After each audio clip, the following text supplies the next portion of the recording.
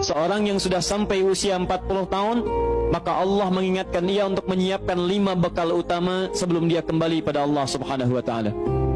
Hati-hati yang sudah sampai 40 tahun, jika Anda belum memiliki satu di antara 5 ini, Anda mesti khawatir. Karena ini peringatan dari Al-Quran. Baik, 1. Qala Rabbi auzi'ni an ashkura ni'mataka allati an'amta 'alayya wa 'ala walidayya. Amanat pertama, kata Allah, dia mesti memperbanyak doa kepada Allah Subhanahu wa taala agar dibimbing. Banyak doa agar dibimbing mensyukuri nikmat hidup, plus bisa meningkatkan bakti pada orang tua. 1. Rabbi auzi'ni an ashkura ni'mataka allati an'amta 'alayya wa 'ala walidayya. Perhatikan baik-baik. Ya Allah, mohon bimbing saya untuk selalu bisa mensyukuri segala nikmat yang telah Engkau berikan pada saya sekarang, 1, dan pada kedua orang tua saya. Baik, jadi kalau sudah sampai usia 40 tahun, pertama, Anda memohon doa kepada Allah untuk dibimbing terus bersyukur kepada Allah. Ini yang mau saya tegaskan. Lihat baik-baik. Apa itu syukur? Tidak ada makna lain dari syukur yang tertuang dalam Al-Quran dan hadis kecuali ungkapan kebahagiaan atas nikmat yang Allah berikan kepada kita dengan cara menggunakan nikmat itu sesuai dengan fungsi yang telah Allah tetapkan. Misal, kita akan bersyukur dengan nikmat penglihatan mata. Anda diberikan 40 tahun dalam hidup, mata masih bisa melihat. Bagaimana mensyukuri nikmat mata? Kalau Anda ingin syukuri nikmat mata, maka yang paling singkat, gunakan nikmat mata ini sesuai dengan peruntukan yang telah Allah tetapkan. Fungsi yang telah Allah tetapkan. Apa fungsi mata? Masih ingat? Melihat yang baik-baik. Quran surah ke-24 ayat 30 untuk laki-laki, ayat 31 untuk perempuan.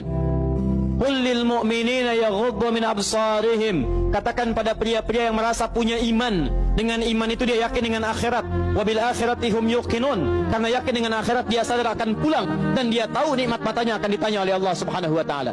Katakan pada pria-pria yang yakin bahwa matanya akan ditanya oleh Allah. Quran surah ke-17 ayat 36. Inna sam'a wal basara wal fuada kullu ulaika kana anhu mas'ula. Setiap pendengaran Anda, penglihatan Anda, plus apa yang Anda fikirkan, satu saat akan ditanya, dipertanggungjawabkan di hadapan Allah Subhanahu wa taala.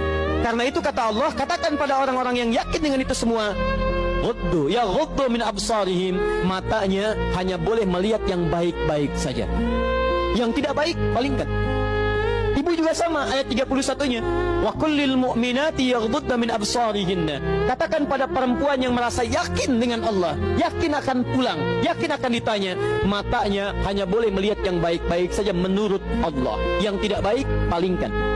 Di ghaddul basar itu bukan nggak boleh lihat, Pak. Ghaddul basar itu silahkan lihat, tapi ketika yang dilihat tidak baik menurut Allah, maka palingkan dari itu semua. Ini tidak tepat, teman-teman sekalian. Anda hanya mengucapkan alhamdulillah ya, sampai sekarang penglihatan masih baik. Belum cukup. Baik itu dipakai lihat apa? Penglihatannya baik, tapi masalahnya yang dilihat baik tidak. Itu poinnya. Maaf, ada anak usia 4 tahun, Bu, Pak, tidak bisa melihat. Dalam tidak bisa melihatnya, dia masih mau menghafal Al-Quran. Namanya Mu'af. Tinggalnya di Asyut, adanya di Kaira, negaranya Mesir. Matanya nggak bisa lihat, tapi dia sampaikan pada bapaknya, Pak, saya ingin menghafal Quran. Saya ingin menghafal Quran. Kata bapaknya, kamu yakin? Saya yakin. Baik, keluarga sederhana, punya cuman motor yang sangat luar biasa tidak bagusnya. Dimodifikasi dashboardnya, menempuh jarak kisaran 20 km. Datang pada syekhnya, bapaknya kemudian membonceng, muadnya di belakang. Teman-teman sekalian, setiap berangkat datang pada syekh, dapat hafalan baru, bapaknya tulis ayatnya, disimpan di dashboardnya. Di jalan lihat ke sini, lihat ke jalan, lihat ke sini, lihat ke jalan. Mu'adz bacakan ayatnya, bapaknya mendengarnya. Secara singkat, tiba-tiba setelah itu fasenya berakhir, jadilah anak ini hafal Quran. Yang ngantar belum hafal Quran, yang diantar nggak bisa lihat hafal Quran. Saking mudahnya Al-Quran, yang nggak bisa lihat bisa hafal Quran. tapi bapaknya dapat pahala dari transferan anaknya. Perhatikan baik-baik. Begitu dibacakan Qurannya, bagus makhrajnya, viral kisahnya. Begitu viral di Timur Tengah, datang reporter mewawancara. Pertanyaan pertama, kalau adinda diperkenankan oleh Allah untuk bermohon saat ini, apa yang mau dimohonkan kepada Allah? Reporter ini mengira dia akan meminta doa seperti ibunda Imam Al-Bukhari bermohon kepada Allah supaya Al-Bukhari disembuhkan dari butanya. Bu, Pak, Imam Al-Bukhari itu dulu buta. Butanya permanen. Dilahir 2 tahun ayahnya meninggal, 4 tahun buta permanen. Nanti ada satu kejadian di situ yang dengan kejadian itu ibunya berdoa kepada Allah, anaknya menghafal Quran sampai di surat Qaf ya, ayat ke-22. Anaknya murajaah ayat, ibunya memohon kepada Allah sambil menangis sambil tertidur sampai tertidur. Disitulah kemudian terjadi sesuatu yang luar biasa. Seketika Allah sembuhkan Al-Bukhari kecil, matanya bisa melihat kembali. Karena kajian kita bukan di sini, lain waktu nanti saya terangkan.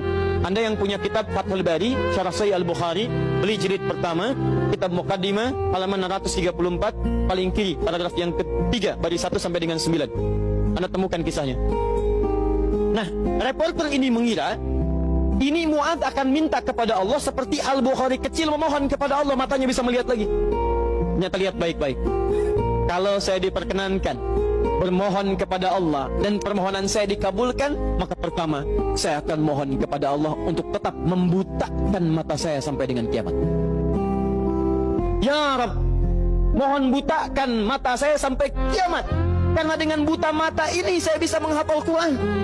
Saya takut ya Allah, kalau saya melihat lagi, mata saya melihat maksiat dan hilang Quran dari hafalan saya. Anda bisa bayangkan, anak kecil 4 tahun, mata nggak bisa lihat, digunakan menghafal Quran. Dan dia takut kalau melihat matanya dipakai maksiat. Antum dikasih 40 tahun. 40 tahun, lebih daripada 4 tahun, lebih dari 14 tahun. Anda sampai 40 tahun, dipakai mata. Dipakai apa mata Anda sampai dengan hari ini?